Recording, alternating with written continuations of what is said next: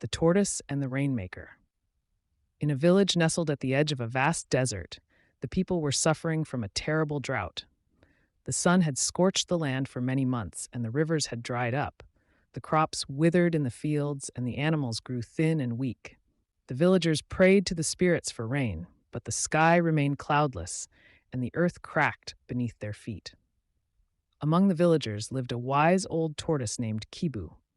Kibu was known for his patience and wisdom, and though he moved slowly, his mind was sharp. The villagers often sought his advice in times of trouble. One day, as the people gathered to discuss their plight, Kibu spoke up. "We must find a rainmaker," he said. "Someone who can call the rain from the heavens and bring life back to our land." The villagers agreed, but they were unsure where to find such a person. They knew of a famous rainmaker who lived in a distant land, beyond the mountains and across the great river.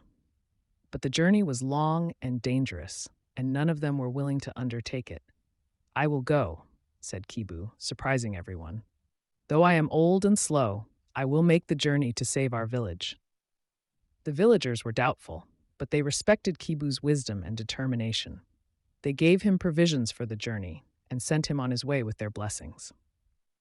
Kibu set off early the next morning, moving slowly but steadily. He crossed the parched fields, the scorching desert, and climbed the rocky mountains. Along the way, he encountered many challenges. He had to navigate through thorny bushes, avoid predators, and find water in the barren land. But Kibu was not discouraged. He pressed on, knowing that the future of his village depended on his success. After many weeks of travel, Kibu finally reached the land of the Rainmaker. The Rainmaker was a tall, slender man with a long beard and piercing eyes. He lived in a hut surrounded by lush greenery, a stark contrast to the dry lands Kibu had traveled through. The Rainmaker listened carefully as Kibu explained the villagers' plight. He nodded thoughtfully and then spoke. "I will come to your village and bring the rain, but I have a condition," the Rainmaker said. "You must give me the first and most precious thing you see upon your return home." Kibu hesitated. He knew that the Rainmaker's power was great, but he also knew that the price could be high. However, the thought of his suffering village and the hope of saving them drove him to agree. The Rainmaker gathered his tools and followed Kibu back to the village. The journey home was long, but Kibu felt a sense of urgency and determination. As they approached the village, the sky began to darken with heavy clouds, and the air grew cool and fresh. Kibu's heart filled with hope.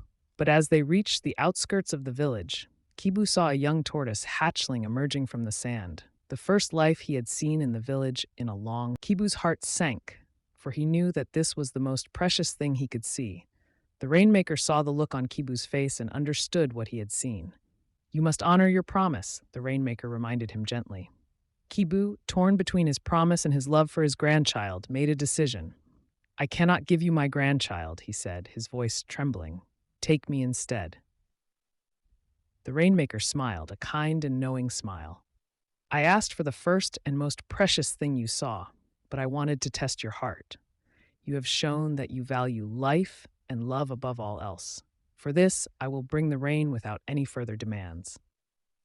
With that, the Rainmaker raised his hands to the sky and chanted in a language unknown to Kibu.